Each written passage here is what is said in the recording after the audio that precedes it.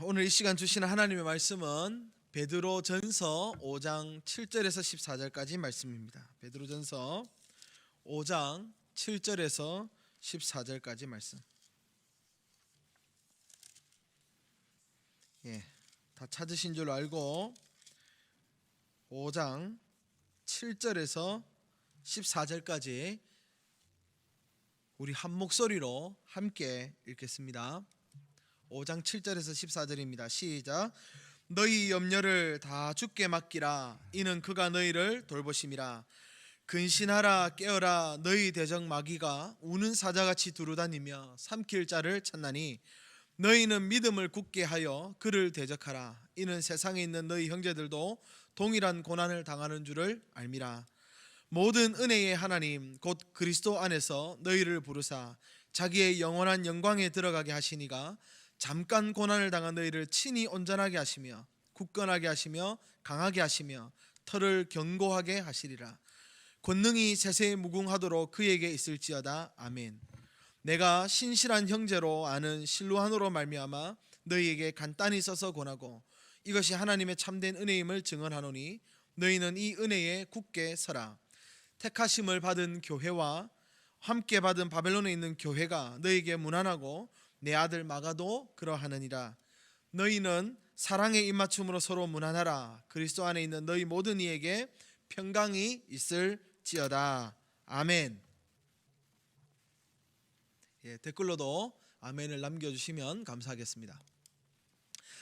오늘 말씀의 제목은 고난 중에서도 성도의 삶, 고난 중에서도 살아야 하는 성도의 삶이라는 제목으로 하나님의 말씀 전하겠습니다. 이제 다음 주면 현장에서 모일 수 있기 때문에 이제 비대면 예배 오늘 마지막 시간입니다. 마지막 시간에 베드로전서 말씀을 통해서 고난 중에서도 성도의 삶이라는 제목의 말씀을 생각해 보도록 하겠습니다.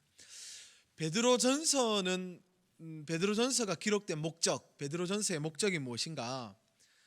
모든 신약 성경, 대부분의 신약 성경이 마찬가지지만은 고난받는 성도들을 위로하고 고난 가운데 있는 성도들의 믿음을 강화시키기를 위해서, 고난받는 성도들, 그 약해져 버린 믿음이 다시 자라기를 바라는 기대를 가지고 쓰여진 편지가 바로 베드로전서입니다.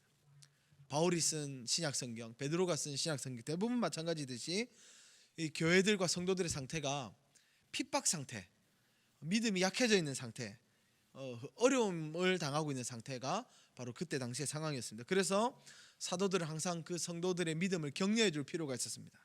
그리고 믿음의 내용을 다시 한번 주지시켜 줄 필요가 있었습니다. 그래서 오늘 베드로 사도도 베드로전서 5장 고난받는 성도들에게 이 편지를 쓰면서 이 편지를 마무리하면서 성도들이 꼭 마지막으로 다시 한번 기억해야 될 삶의 모습을 알려주고 있는 것입니다. 알겠죠? 베드로 전서를 왜 썼는지 알겠죠? 고난받는 성도들 위로하고 믿음을 북돋아주기 위해서, 다시 한번 믿음의 내용을 상기시켜주기 위해서 이 말씀을 썼다. 특별히 베드로전서 5장은 마지막 장이기 때문에 다시 한번 상기시켜주는 것이다. 이렇게 살아라 하고 알려주는 것입니다. 우리도 마찬가지죠. 우리도 지금 이 코로나라고 하는 이 참 어려운 시대를 살아가고 있고 복음과 교회에 호의적이지 않은 세상을 살아가고 있습니다. 모임을 가질 수 없는 시대, 정말 쉽지 않은 시간인데 이 시간 속에서도 우리는 어떻게 살아야 되는가, 오늘 한번 발견해 보면 좋겠습니다. 오늘 말씀을 통해서 성도의 정체성, 성도다운 삶의 그 합당한 삶이 무엇인가를 한번 발견하면 좋겠어요. 첫 번째로 고난 중에서도 살아야 되는 성도의 삶은 어떤 삶인가? 첫 번째로 살아야 되는 성도의 삶은 믿음의 삶입니다. 믿음의 삶, 믿음으로 사는 삶. 무엇을 믿어야 될까요? 무엇을 믿어야 할까요?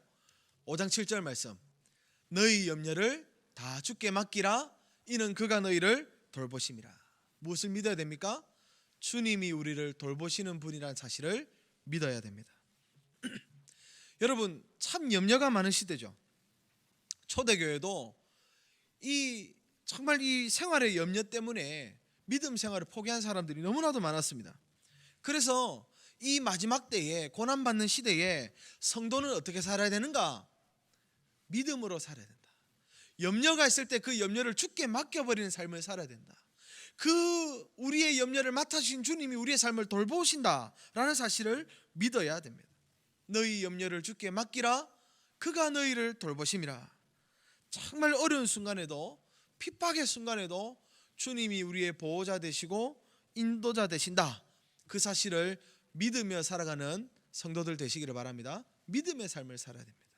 그 다음 두 번째로 우리는 어떻게 살아야 됩니까? 고난 가운데서도 성도는 어떻게 살아야 되는가? 소망을 가지고 살아야 됩니다. 소망의 삶입니다. 무엇을 소망합니까? 10절 말씀 같이 한번 볼까요? 10절, 모든 은혜의 하나님 곧 그리스도 안에서 너희를 부르사 자기의 영원한 영광에 들어가게 하시니가 잠깐 고난을 당한 너희를 친히 온전하게 하실 것을 소망하며 살아야 됩니다. 우리가 완전함과 영원한 영광에 들어가게 될 것을 소망하며 살아야 된다는 것이죠. 여러분, 오늘 이 말씀대로 우리 성도가 이 땅에서 당하는 고난, 이 땅에서 염려는 잠깐이라는 것을 알아야 됩니다. 잠깐 고난 당하는 것을 알고 영원한 하나님 나라가 있음을 믿어야 되는, 소망하며 살아야 되는 사람들이 바로 저와 여러분의 삶의 모습입니다. 여러분, 성도가 고난 당하는 기간을 잠깐이라는 단어로 사용했어요. 잠깐. 우리가 고난 당하는 기간이 잠깐입니다. 그럼 여러분, 잠깐이라는 기간은 어느 정도 시간일까요? 잠깐. 잠깐이라는 기간은 예수님 승천 이후부터 예수님 재림 때까지의 시간입니다. 예수님 승천하셨을 때부터 다시 오실 때까지 시간. 그럼 이게 잠깐 아니지 않아요? 이 잠깐 아닌 것 같은데. 근데 잠깐 맞습니다. 왜 잠깐입니까? 성도가 당하는 이 고난의 시간, 교회가 당하는 핍박의 시간을 잠깐이라고 표현할 수 있는 이유는 무엇과 비교해보면 잠깐이에요. 앞에 말씀처럼 영원한 영광이라는 시간에 비교해보면 잠깐이라는 거예요. 이게 잠깐이라는 겁니다. 이 영원한 시간에 비교해보면 성도들이 고난당하는 잠깐이고, 하나님과 앞으로 영원하게 누리게 될 그 영광과 기쁨과 영광에 비하면 이 땅의 수고와 고난은 잠깐이라는 것입니다.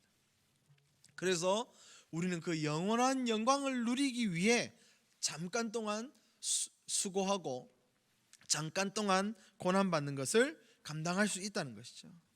그러면 그 잠깐의 시간, 잠깐의 수고, 잠깐의 고생 뒤에는 어떤 일이 일어납니까? 영원의 시간에는.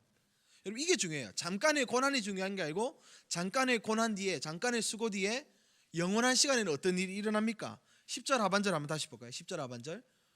잠깐이 시간이 지나 영원한 시간에 일어나는 일이 뭐예요? 잠깐 고난당한 너희를 온전하게 하시며, 그 다음 굳건하게 하시며, 그 다음 강하게 하시며, 그 다음 견고하게 하시리라. 아멘. 오늘 이 영어 성경 보니까 make you perfect, establish, strength, settle you. 그러니까 온갖 우리를 견고하게 하시겠다, 우리를 강하게 하시겠다는 단어가 그대로 사용됐습니다. 여러분, 이것이 우리의 소망이라는 거죠. 지금 잠깐의 시간에는 약해지고 불안하고 흔들리고 여러 가지 어려움도 있겠지만, 그러나 영원의 시간에 일어나는 일은 뭐냐? 온전함과 굳건함과 강함과 견고함이라는 거죠. 그런 소망을 가져야 됩니다. 그런 소망을 가져야 돼요. 여러분, 이 땅에서 우리가 이 불안한 육체를 가지고 살기 때문에 범죄도 하고, 또 불안한 육체를 갖고 있기 때문에 건강이 약해져 가지고 병원에도 가야 되고, 믿음도 무너지고, 또 이 코로나 같은 일을 만나면 모든 일상을 중단될 수밖에 없는 그런 시대를 우리가 살아가고 있습니다. 그게 이 땅에서의 잠깐의 시간이죠. 그런데 그 잠깐의 시간이 지나고 나면 어떤 일이 일어납니까? 코로나도 없고, 질병도 없고, 범죄도 없고, 슬픔도 없고, 흔들림과 방황의 시간도 없고, 온전하게 되고 굳건하게 되고 강하게 되고 견고하게 되는 일이 일어난다는 거죠. 이 땅에서는 우리는 비록 겨자씨 하나일 만한 그 믿음을 가지고 살았지만, 그러나 그 겨자씨 하나일 만한 믿음 가지고 살아갈 때에 이 삶이 끝나고 나면 우리를 온전하게 하심을 경험하게 된다는 것입니다. 그러므로 여러분, 이 땅에서 여러 가지 우리가 환난도 당하고 어려움도 당하고 일상이 중단되는 일을 경험하지만, 그러나 그런 것 때문에 우리의 믿음이 흔들릴 것이 아니라, 하나님께서는 정말 적은 믿음일지라도 그 믿음을 가지고 사는 성도들을 그런 이전 일이 생각나지도 않을 정도로 온전하게 회복시켜 주실 것을 믿으며 소망하며 살아가시기를 바랍니다. 이것이 우리의 삶인 거죠. 바울 사도는 이렇게 이야기합니다. 로마서 8장, 생각한 건데 현재의 고난은 장차 우리에게 나타날 영광과 비교할 수 없도다. 비교할 수 없다. 비교할 수 없다. 그러므로 우리에게 주신 순간순간의 시간들, 고난과 핍박과 가난과 어려움, 이 시간을 우리는 믿음으로 살아내다가 장차 영원한 영광과 기쁨을 누리게 될 것을 소망하며 살아가는 성도들이 되시길 바랍니다. 이것이 바로 우리 성도가 살아내야 될, 코로나 시대에 일지라도 살아내야 될 성도의 삶입니다. 그리고 마지막으로 성도가 살아야 될 마지막 삶은 무엇입니까? 사랑의 삶이죠. 주님을 믿는 믿음의 삶, 그리고 영원한 영광을 소망하는 소망의 삶, 그리고 우리는 사랑의 삶을 살아야 됩니다. 5장 14절 말씀 보세요. 너희는 사랑의 입맞춤으로 서로 무난하라. 그리스도 안에 있는 너희 모든 이에게 평강이 있을지어다. 여기 나오는 사랑의 입맞춤은 이 초대교회 문화죠. 그 지역의 그 근동의 문화가 서로 해오던 인사법이 입맞춤입니다. 그러니까 고난 중에 있었던 초대교회 성도들 서로 주일날 만나면 서로 입맞춤으로 서로 무난하고 평강을 나누었다는 것이죠. 오늘 말씀에서도 고난받는 성도들에게 이 베드로 사도가 마지막으로 부탁하는 것이 뭔가? 사랑의 삶을 살아라, 서로의 평강을 빌어주라 하고 이야기하고 있습니다. 우리가 정말 이 코로나 시대에 살아내야 될 삶의 모습이죠. 사실 여러분 안 그랬으면 좋겠지만은 삶이 빡빡하면 사람들이 억세집니다. 안 그랬으면 좋겠지만은 돈이 많으면 사람이 여유로워지고 돈이 없으면 사람의 마음이 옹졸해집니다. 사랑이 식어집니다. 그러니까 그 마음에 여유가 없어지면 사람이 가시돋친 말을 합니다. 오늘 우리가 사는 시대가 너무 경제가 위축되고 있고 청년들은 취업하기가 너무 힘이 들고 또 사람 대 사람의 만남을 하지 못하다 보니까 마음이 옹졸해지고 마음에 병이 드는 경우가 많이 있습니다. 사랑이 식어지고 냉랭해지는 시대를 살아갑니다. 그럼에도 불구하고 오늘 성경 말씀이 고난당하는 성도들에게 권면하는 말씀이 무엇입니까? 서로 사랑하라, 서로 평안을 빌어줘라 하고 말씀하고 있습니다. 특별히 한 교회 안에 한 믿음을 가진 형제자매들을 사랑하고 그들의 삶에 평안을 빌어주시기를 바랍니다. 여러분, 초대교회나 지금이나 우리의 믿음 생활을 인정해 주는 사람은 없습니다. 아무도 우리가 예배당에 나와서 예배 드리는 거 칭찬해 주는 사람 없습니다. 직장 동료가 인정해 주지 않습니다. 가족이 안 해줍니다. 코로나 시대라도 이렇게 믿음 지키면서 예배라도 한번 드려보겠다, 온라인 앞에 앉아있는 여러분의 모습을 누가 이해해 주겠습니까? 아무도 인정 안 해줍니다. 누가 근데 이해해줘요? 같은 믿음을 가진 성도들만이 그 삶을 이해해 줄 수 있는 거죠. 그렇죠? 그러니까 이 믿음, 소망, 사랑으로 사는 삶을 이해해 줄 사람이 없습니다. 우리가 서로 이해해 주지 않으면 믿음, 소망, 사랑의 삶을 이해해 줄 수 없다고요. 지금이나 초대교회나 교회 생활하다가 정말 비참해질 때가 언제입니까? 우리가 만났을 때, 서로 만났을 때 잘 살았냐 하고 서로 입맞춤을 나누고 서로 믿음을 격려하고 서로 사랑해야 함에도 불구하고 서로 입맞춤하기는커녕 서로 뺨을 치고 서로의 사역을 비교하고 깎아내리고 교회 안에서 누가 더 크냐, 누가 더 수고를 많이 했냐 그걸 자랑하고 평안을 빌어주기는커녕 안 되기를 바랄 때 정말 비참한 비극적인 그런 마음을 가지게 되는 것이죠. 그러므로 사랑하는 형제자매 여러분, 서로 사랑하시기를 바랍니다. 어려울 때일수록, 우리의 삶이 어려울 때일수록 그 상황과 환경에 관계없이 옹졸해지지 말고 옹색해지지 말고 서로 사랑해 주시길 바랍니다. 서로 사랑하고 형제들에게 평안을 빌어주시길 바랍니다. 돈 들지 않습니다. 사랑의 삶, 그것이 베드로 사도가 성도를 향한 마지막 권면의 말씀입니다. 여러분, 믿음, 소망, 사랑의 삶을 오늘 말씀드렸습니다. 믿음의 삶은 사실 눈에 잘 보이죠. 안 보이는 것 같아도 보입니다. 천국 누구나 가고 싶어 하잖아요. 믿음을 가지고 천국 가고 싶어 합니다. 소망, 다 소망 가지고 살아갑니다. 하나님 만날 소망 가지고 살아가죠. 근데 이 믿음의 일, 소망의 일은 개인적 신앙의 일일 수도 있어요. 개인적으로 내 혼자 믿음 가지고 소망 가지고 하늘나라 간다, 그렇게 생각할 수 있습니다. 근데 사랑은요, 혼자 할 수 있어요? 사랑은 혼자 할 수 없어요. 사랑은 공동체적인 일입니다. 혼자서 사랑할 수 없습니다. 옆에 누군가가 있어야 사랑할 수 있습니다. 천국 가기 위해 우리가 믿음을 가지고 천국에 대한 소망을 가지지만 천국 가고 나면 믿음과 소망도 필요 없어요. 천국 가면 사랑만 필요합니다. 왜냐하면 믿음과 소망은 이미 이루어졌잖아요. 바라는 것들, 실상들이 이루어졌잖아요. 소망하던 것들이 이루어졌잖아요. 천국 가면. 천국에서는 사랑은 사라지지 않습니다. 사랑은 끊임없이 해야 되는 것입니다. 그러므로 우리는 사랑의 삶을 이 땅에서부터 열심히 사랑의 삶을 살아야 됩니다.